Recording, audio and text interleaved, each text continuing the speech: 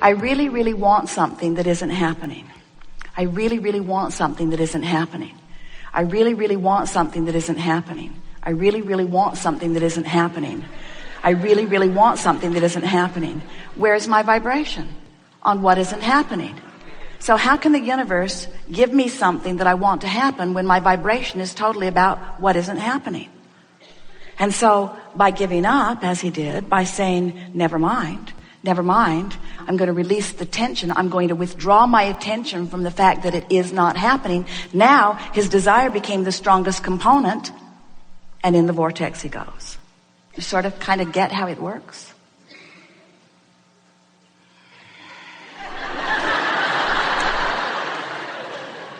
But hear the depths of what we're asking. In other words, what we're saying to you is, if you can make peace with the contrast, if you can make peace, this is a direct answer to your powerful and poignant question. The fastest way to get to where you want to be, over there someplace other than where you are, is to make peace with where you are. Isn't that interesting? A woman said to us, Abraham, I don't think you want my lover to ever come to me. I think you just want me to get so happy even when he's not here that I don't notice that he's not here. And we said, exactly. Right. Because when you stop keeping active within you the absence of something you want, it has to come. So the fastest way to get to where you want to be is to make peace with the fact that you're not there yet. Can you see what we're getting at? So here I am in a physical body, and I really like my physical body, and I want to do the very best that I can for it. So I've gone to seminars, really hundreds of seminars, and I've taken many classes. I've studied nutrition. I've studied just about every way of life. I took farming for education for several years. I have a master's in farming. I know all about fertilizers. I know all about the best nutrition in food. I know all about raw foods. I know all about cooked foods. I know all about vegetarian only. I know all about all of that. I've read all of the books. I've studied all of it. I'm really old, by the way, because it took me a very long time to make my way through all of that. And now I really want to do what's best to my body, and so I'm doing the very best that I can do. And so I'm trying to find a market. I'm trying to find a perfect market where I can go, where I can buy the perfect food. But now I have to understand where they got the food, how they grew the food, where they got the food, who the people that grew the food are, what they thought about the food that they grew, how old is the food, where's the food been, has anybody sprayed anything on the food, did anybody drizzle anything on the food, did anybody pee on this food, where's this food been? And now I have to study the nutritional content of the food, and I have to know, and these apples have been stored a very long time, and they don't have very much nutrition in them at all, and should they be peeled or shouldn't they be peeled, and should they be cooked or shouldn't they be cooked? And we say, just kill me now. Just kill me now.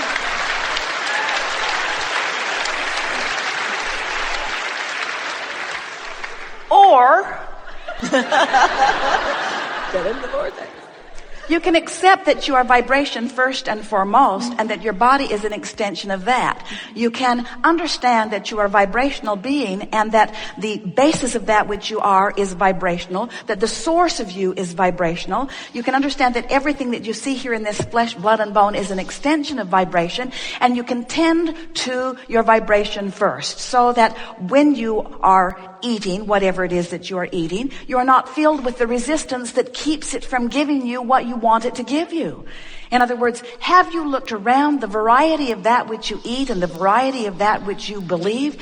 It is very diverse, and yet there are people who are thriving under many diverse situations. We've been telling doctors and scientists, when you stop looking for cures and you start looking for vibrational reasons for things, now you'll begin to understand what's going on. You can just drive yourself crazy trying to affect your behavior in the appropriate way, where if you just take a little bit of time to find the thought that feels the best, and so that you are aligned with who you are, now the cells of your body are cooperating, and now your veritable chemical factory can do its very best with whatever you are giving it, and you can find thriving under very minimal conditions, you see. When you have decided that you're going to guide your life by deliberately orchestrating the behavior, not just yours, but the behavior of the farmers and the behavior of the government and the behavior of those around you, you just get yourself into such a wad of resistance that even when you are eating the finest of foods that your body is devouring in a way that would feed you right down to the cellular tips of your cellular toes, you still do not allow the nutrition to reach you because you're all wadded up in resistance. It's about your vibration. It's not about what you're eating. It's about your vibration. It's not about what you're doing. It's about your vibration. It's not even about what you're saying. It's about how you feel about what you're doing, you see. And so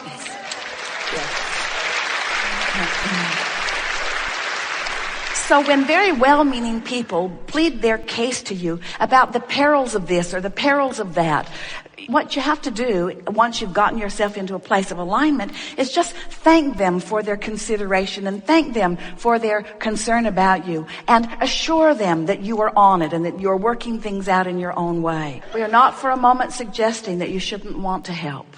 And we're not for a moment suggesting that there are not things that will suit you better than other things. But we are suggesting that to try to sort them out, you never get it sorted out. But when you get into the vortex, it sorts itself out by the power of law of attraction. Thank you. It's where the soul within you dwells. It's where that which you call God is. It's the furthest expansion of that which you are. It's the culmination of all that you've become. It's the combination of the non-physical that you were before you came into this body and all that you've added to it since. It's the future of your children. It's the future of you. But it is the present tense of that which we are. And when you accept it as the present tense of that which you are, you can celebrate the abundance of it, the becoming of it in this moment. Because when you tune into it vibrationally, you are it. And when you are offering only one vibration, it must manifest in every way to show you.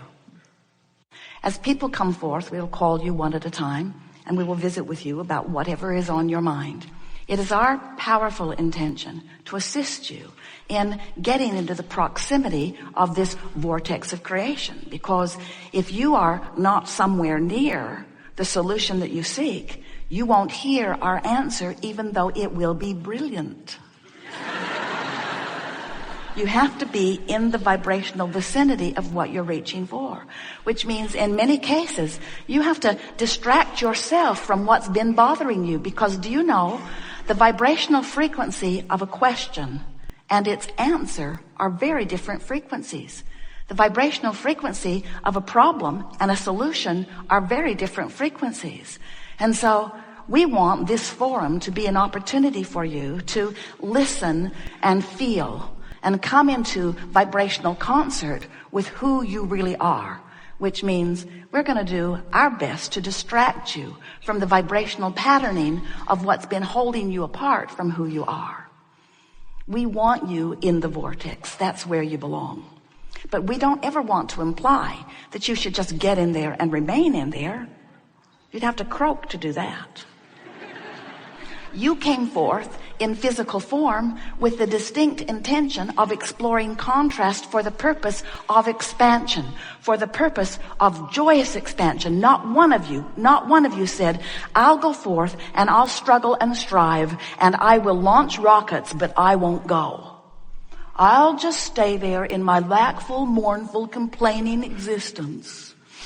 And I'll sacrifice the joy that could be mine for the good of others. Not one of you said that. Every one of you said, I'll go into natural contrast and from it I will choose. And once the choice is made and the larger part of me gives undivided attention to the choice, I will too. And you know what the most exhilarating thing about that is that everything that you want to call joyous life experience, every bit of it is that closing of that gap. In other words, you out here on the leading edge, you get to explore the contrast and you get to launch the rocket. But then the most wonderful thing happens to you. You get to feel the visceral, tactile, physical thrill of now coming into alignment with your expansion. You get to experience the manifested perfection of every wish or desire or dream that you could ever conjure. But you've got to learn how to become a match to your dreams, which means you got to let go of reality. You got to let go of the reality of the isness of now, because some of it's good and some of it is not the way you want it to be. And you've trained yourself to be so very objective. You weigh the pros and the cons and the pluses and the minuses. You find things, you may not believe this, but you find things in your historical history. You find things in your history that were awful and you make monuments about them. And then you drag your blessed new little ones down the long, awful trail of all of that history. Do you see how it all fits together? There are no words to convey to you the appreciation that we feel from this non-physical vantage point for the leading edge work that you all are doing. We want to assure you that your future, that the future of this planet, that the future of all that you know as physicality, it is magnificently laid out before you. And when you find something to fuss and worry about, the most significance that has is that for you, right here, right now, you prevent yourself from being the full being that you really are. And here is the most significant thing that you will hear from us this day or ever. That negative emotion that you feel simply means that you are not keeping up with you. You are not keeping up with who you have become as a result of the life that you've been living. So, we have enjoyed this interaction more than words can convey. It is exhilarating to come together with the likes of you who are out here exploring the contrast. It is our desire to impart to you our appreciation of your important part, and to shine a bright light on what you've managed to create, which is present tense for us and only slightly future tense for you. It has been satisfying to feel you resonating with the vibrational concepts of the vortex. And it is pleasing to us that you are more awakened to your individual awareness of your proximity to who you really are. If you heard nothing from us at all, like you've heard today, but if you had heard from your grandmother that it's always best to think thoughts that please you, you would still know everything that is important to you. We make too much of this, really we do. But mostly as we try to figure out all that stuff that's outside the vortex. Because when you get into vibrational alignment with who you really are, then everything that you are begins to take on a new light. You begin to remember the bigness of who you are, and even more, the worthiness and the rightness of who you are. And along with that comes appreciation, not only for who you are, but for who others are. When you get the big picture of the value of all this contrast, then you can look at the differences that they are believing or the differences that they are living. And in those differences, you can begin to feel appreciation for the broadness of the playground that it creates for all of you. But it is only when you garner control of your own focus that you will be able to appreciate them in their differences rather than fear them. It is only when you understand that law of attraction is the basis of this universe and that there is no assertion anywhere. Nothing can assert itself into your experience. When you reach the place that you're understanding that in this attraction-based universe, that when you look at something and say yes to it, you include it in your vibration. But when you look at something and shout no to it, you include it in your vibration.